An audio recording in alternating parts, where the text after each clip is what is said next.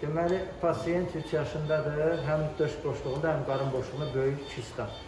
Bax, torokoskopik girmişi bu döş qəfəsidir. Bax, bu ağciyərin, sağ ağciyərin orta payından çıxan kistdir. Görürsünüz, böyük ölçüdə kistdir. Bu alt payıdır. Burada görürsünüz, ürək döyünür və üst pay.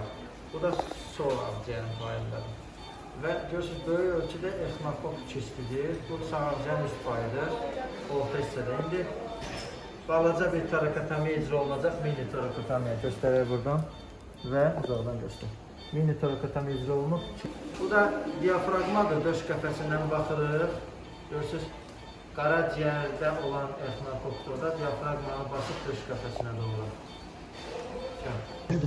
Getdik. Exnokok kisti. Kapsulası çıxdı. Və sağ.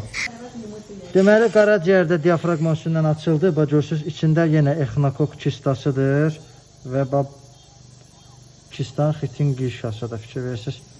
Nə boydadır? Çox böyük bir qişadır və ayrılır. Bax, bu açoslayın. Və çıxdı. Bax, budur.